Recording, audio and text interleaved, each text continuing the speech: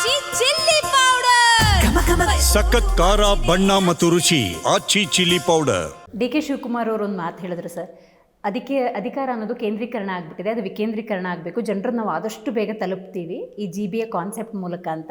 ರೀಸೆಂಟಾಗಿ ಯಾರೋ ಒಂದು ಸಮಸ್ಯೆ ಇಟ್ಕೊಂಡು ಹೋದರೆ ಪಕ್ಕದಲ್ಲೇ ಆಫೀಸ್ ಇದೆ, ಇವ್ರದ್ದೇನೋ ಜಾಗದ ಸಮಸ್ಯೆ, ಎಲ್ಲಿ ಹೋಗ್ಬೇಕಂದ್ರೆ ಈ ವ್ಯಾಪ್ತಿಗೆ ಬರಲ್ಲ ಆ ವ್ಯಾಪ್ತಿಗೆ ಹೋಗಿ, ಆ ವ್ಯಾಪ್ತಿಗೆಲ್ಲ ಇನ್ನೊಂದು ವ್ಯಾಪ್ತಿಗೆ ಹೋಗಿ ಅಂತ ಜನ ಓಡಾಡೋದಂತೂ ತಪ್ತಾ ಇಲ್ಲ.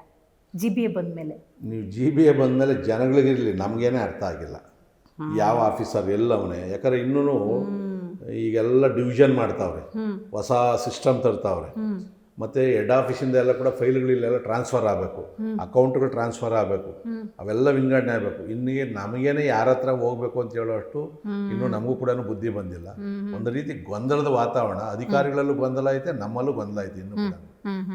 ಸರ್, ಇದು ಟನಲ್ ಪ್ರಾಜೆಕ್ಟ್ ಬಗ್ಗೆ ನಾವು ಮಾತಾಡಲೇಬೇಕು. ಟನಲ್ ಪ್ರಾಜೆಕ್ಟ್ಗೆ ಸಂಬಂಧಪಟ್ಟಂಗೆ ಬಹಳ ವಿರೋಧ ವ್ಯಕ್ತಪಡಿಸಿದ್ರಿ. ಸಂಸದರಾಗಿರುವಂಥ ತೇಜಸ್ವಿ ಸೂರ್ಯ ಅವರು ಒಂದು ಕ್ಲಾರಿಫೈ ಮಾಡಿ ರಾಜ್ಯದ ಉಪಮುಖ್ಯಮಂತ್ರಿಗಳನ್ನು ಭೇಟಿ ಮಾಡಿ ಒಂದು ಅರ್ಥ ಮಾಡಿಸೋ ಪ್ರಯತ್ನವನ್ನು ಮಾಡಿದ್ರು. ಬಟ್ ಈಗ ಈ ಪ್ರಾಜೆಕ್ಟಿಗೆ ಕಡಿಮೆ ಕೋಟ್ ಮಾಡಿರೋದು ಎಗೇನ್ ಅದಾನಿ ಗ್ರೂಪ್ ಅವರು. 17,000 ಚಿಲ್ಡ್ರೆ ಕ್ರೋಸ್ ಆಗುತ್ತೆ, 22,000 ಚಿಲ್ಡ್ರೆ ಅವ್ರು ಕೋಟ್ ಮಾಡಿದ್ದಾರೆ. ನೀವೀಗ ಮಾತಾಡಂಗೆ ಇಲ್ಲ ಅನ್ನೋ ಸಿಚುವೇಶನ್ ಅಲ್ಲ. ನಮಗೇನು ಅದಾನಿ ಆದರೆ ಏನಂತೆ, ಅಂಬಾನಿ ಆದರೆ ನಮಗೇನಾಗಬೇಕಾಗಿದೆ? ಮಾತಾಡ್ತಾರೆ BJP ಅವರು. 100% ನಾನು ಈ ಸಾರಿ ಅಸೆಂಬ್ಲಿಯಲ್ಲಿ ಮಾತಾಡ್ತೀನಿ. ಅದ್ರ ಇನ್ನೂ ಒಂದಷ್ಟು ಡೀಟೇಲ್ ಇಟ್ಟಿದ್ದೀನಿ, ನಿಮ್ಮ ಹತ್ರ ಹೇಳಲ್ಲ. ಇಡೀ ಅಸೆಂಬ್ಲಿಯಲ್ಲಿ ಅದು ರೆಕಾರ್ಡ್ ಆಗಬೇಕಾದ್ರದ್ದು, ಎಷ್ಟು ಅದರಲ್ಲಿ ಅವೈಜ್ಞಾನಿಕವಾಗಿದೆ, ಯಾವ್ಯಾವ ಥರ ಮಾಡವ್ರೆ ಅನ್ನೋದ್ರ ಬಗ್ಗೆ ಮಾಡ್ತೀವಿ. ನಮಗೆ ನಮ್ಮ ರಾಜ್ಯದ ಹಿತಾಸಕ್ತಿಯೇ ಹೊರತುಪಡಿಸಿ ನಮ್ಗೆ ಯಾರು ಕಾಂಟ್ರಾಕ್ಟ್ ಮಾಡ್ತಾರೆ, ಏನು ಮಾಡ್ತಾರೆ, ಅವರು ಗುತ್ತಿಗೆದಾರರು, ಅವ್ರಿಗೆಲ್ಲ ಲಾಭ ಇದೆ ಅಲ್ಲಿ ಮಾಡ್ತಾರೆ. ಸೊ ನೀವು ಅದಾನಿ ಅಂಬಾನಿಯವ್ರನ್ನ ನಿಮ್ಮ ರಾಷ್ಟ್ರೀಯ ವರಿಷ್ಠರು ರಾಹುಲ್ ಗಾಂಧಿ ಅವರು ಬಾಯಿಗೆ ಬಂದಂಗೆ ಬೈತೀರಿ, ನೀವೇನು ಕೊಡ್ತೀರ ಅವ್ರಿಗೆ? ಅಂದರೆ ನಿಮ್ದೇನು ಅಡ್ಜಸ್ಟ್ಮೆಂಟ್ ಹಂಗಾದ್ರೆ? ಮರು ಪ್ರಶ್ನೆ ಹೌದಲ್ಲ, ಅವ್ರಿಗೆ ಹೇಳ್ಬೇಕಲ್ವ, ನೀವು ರದ್ದು ಮಾಡಿ ಬೇರೆಯವ್ರು ಕೊಡ್ರಿ, ನೀವು ಯಾಕೆ ಅವ್ರು ಕೊಡ್ತೀರಿ? ಅವ್ರು BJP ಅವರು ಅಂತೀರಲ್ವಾ. ನಾವು ಅವ್ರು BJP ಅವರಾದ್ರೂ ಕೂಡ ಒಟ್ಟಾರೆ ಗುತ್ತಿಗೆ ಏನು ಅದರಲ್ಲಿ ಇರ್ತಕ್ಕಂಥ ಲೂಪೋಲ್ಸ್ ಇದೆಯೋ ಅದನ್ನು ವಿರೋಧ ಮಾಡೇ ಮಾಡ್ತೀವಿ. ಖಂಡಿತ. ಮುಂಬೈ ಮಹಾನಗರ ಪಾಲಿಕೆಯಲ್ಲಿ ಅಭೂತಪೂರ್ವ ಯಶಸ್ಸು, ಒಳ್ಳೆ ರಿಸಲ್ಟ್ಸ್ ಬಂದಿದೆ, ಇದ್ರ ಬಗ್ಗೆ ಏನು ಹೇಳ್ತೀರಿ ಸರ್? ಖಂಡಿತವಾಗಿ ಕೂಡ ಇದು ಬರೀ ಮುಂಬೈ ರಿಸಲ್ಟ್ ಅಲ್ಲ, ಇದು ಇಡೀ ದೇಶದ ರಿಸಲ್ಟ್ ಅದು.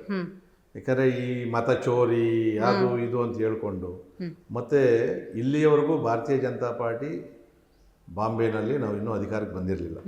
ಹೌದು, ಮಹಾನಗರ ಪಾಲಿಕೆಯಲ್ಲಿ ಫಸ್ಟ್ ಕಾಂಗ್ರೆಸ್ ಇತ್ತು, ಅದಾದಮೇಲೆ ಶಿವಸೇನೆನೇ ಕೈಯಲ್ಲಿ ಇದ್ದಿರ್ತಕ್ಕಂಥದ್ದು. ಭಾಳ ಕುತೂಹಲದಿಂದ ನೋಡ್ತಾ ಇದ್ವಿ. ಇಡೀ ಏಷ್ಯಾದಲ್ಲಿ ಸುಮಾರು 79,000 ಕೋಟಿ ಬಡ್ಜೆಟ್ ಅವ್ರದ್ದು, ಅತ್ಯಂತ ಶ್ರೀಮಂತವಾದಂಥ ಮಹಾನಗರ ಪಾಲಿಕೆ. ಸೊ ಇದನ್ನು ಇವತ್ತು ನಮ್ಮ ನರೇಂದ್ರ ಮೋದಿಜಿಯವರ ವಿಷನ್ನು ಮತ್ತು ನಮ್ಮ ಫಡ್ನವೀಸ್ರವರ ಒಂದು ನಾಯಕತ್ವ, ಇವೆಲ್ಲರ ಒಂದು ಸಹಯೋಗದೊಂದಿಗೆ ಜನ ಒಂದು ಒಳ್ಳೆ ತೀರ್ಮಾನವನ್ನು ತಗೊಂಡಿದ್ದಾರೆ.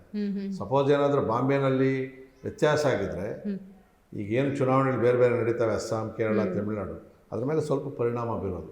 ಈಗ ರಿಸಲ್ಟು ಕೂಡ ಅದ್ರ ಮೇಲೆ ಪರಿಣಾಮ ಬೀರ್ತದೆ. BJPಲೆಲ್ಲೇ ಕಂಟೆಸ್ಟ್ ಮಾಡಬೇಕು ಅಂದರೆ ರಾಜ್ಯಾಧ್ಯಕ್ಷರಾಗಿರುವಂಥ ವಿಜೇಂದ್ರ ಅವ್ರ ನೇತೃತ್ವದಲ್ಲೇ ನೀವು ಸಣ್ಣ ಚುನಾವಣೆಯಿಂದ ದೊಡ್ಡ ಚುನಾವಣೆವರೆಗೂ ಕೂಡ ಸ್ಪರ್ಧೆ ಮಾಡಬೇಕು. ಬೆಂಗಳೂರು ಬಗ್ಗೆ ಹೋಲ್ಡ್ ಇದೆಯಾ ವಿಜೇಂದ್ರ ಅವ್ರಿಗೆ? ಬೆಂಗಳೂರು ಬಗ್ಗೆ ಇನ್ನೂ ಸ್ವಲ್ಪ ಹೋಲ್ಡ್ ತೊಗೊಬೇಕು. ಯಾಕಂದರೆ ಈಗ ಅವ್ರು ನಮ್ಮ ಮೇಲೆ ಡಿಪೆಂಡ್ ಆಗೋರು. ಇಲ್ಲಿ ನಾವೇನು 16 ಜನ ಶಾಸಕರು ಈಗಿದ್ದೀವಿ, ಪ್ರೆಸೆಂಟ್ ಇದ್ದೀವಿ.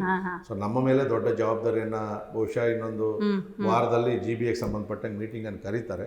ಸೊ ಈ ಚುನಾವಣೆ ಹಿಡಿಬೇಕು ಅಂತಂದರೆ ಸೊ ಯಾವ ರೀತಿಯಲ್ಲಿ ಮಾಡಬೇಕು ಅಂತೇಳಿ, ಸೊ ಅವರು ನಮಗೆ ಸಂಪೂರ್ಣವಾದಂಥ ಜವಾಬ್ದಾರಿಯನ್ನು ಬೆಂಗಳೂರಿನ ಮುಖಂಡರಿಗೆ ಕೊಡ್ತಕ್ಕಂಥ ಕೆಲಸವನ್ನು ಅವ್ರು ಮಾಡ್ತಾ ಇದ್ದಾರೆ.